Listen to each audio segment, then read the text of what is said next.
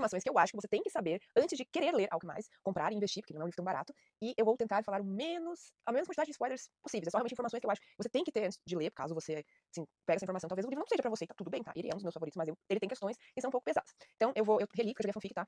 Então, eu vou falar baseado na primeira parte, porque o livro é dividido em 3 partes. Então, aqui é tipo o presente, que ela foi encontrada, eu vou contar mais ou menos o que aconteceu. Aí, aqui no meio é o passado, então ela vai relembrar as coisas, e depois a gente vai ter o desfecho disso aí.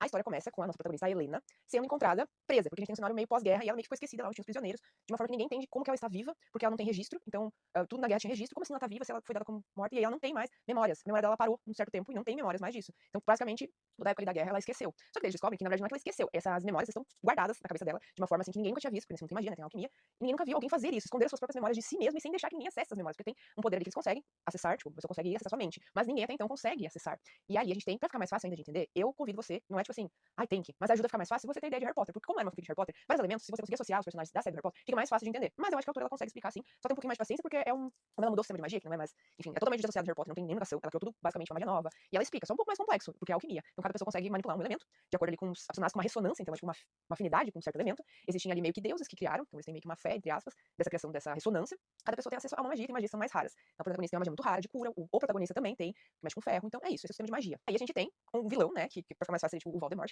que eles têm, os vilões, todos eles desse livro, eles têm poder da necromância, que é, tipo, lidar com coisas mortas. Então, tem vários meio que zumbis, então ele consegue trazer a pessoa de volta à vida. Só que não é uma vida, assim, normal, é meio que realmente são zumbis, cada vez andando. E isso sempre foi contra a lei natural que tinha nesse universo. Então, ninguém era a favor. Então, os vilões eles praticam essa magia que seria do mal.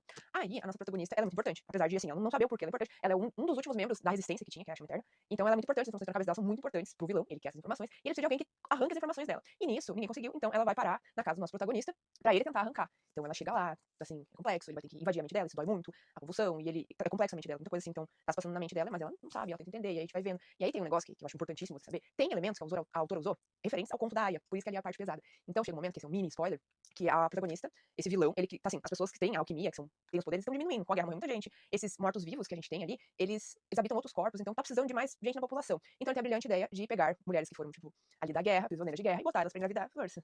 Igual no conto da Aya. Então a protagonista vai acabar entrando nesse mecanismo, e é aí que a gente vai ter a parte mais pesada, mais densa. Então o protagonista tem que arrancar as memórias dela, vão ter que acabar tendo essa relação, porque chega um momento que o cara fala assim, você tem tanto tempo pra ela engravidar, senão ela vai ser retirada e vai ser realocada pra outra pessoa tentar fazer isso. Que é a ordem do líder de lá. E eu acho que essa é a parte mais pesada, complexa, mais densa e mais triste. E também tem o falar da guerra, então ali é uma coisa mais dolorida de ler. E eu entendo que talvez não seja pra todo mundo. Mas se você começar a ler, não para na primeira parte, dá continuidade, porque por mais que você vai ver ali que é pesado, eu não quero dar spoiler mesmo pra ser a experiência, mas quando você começar a ver as memórias dela, tudo vai começar a fazer um pouco mais de sentido. Eu acho que é isso, assim. Eu acho maravilhoso. Mas, assim, eu acho que é uma leitura tem que ser com calma, tá? Eu mesmo, Helena, estou com muita calma. Tipo, eu tô fazendo um monte de anotação pra mim, como revisitar no local, eu estou remarcando tudo pra fazer conteúdo, pra falar. Mas, eu vou bem devagarinho nesse passado. E eu não lembro mais de alguma coisa.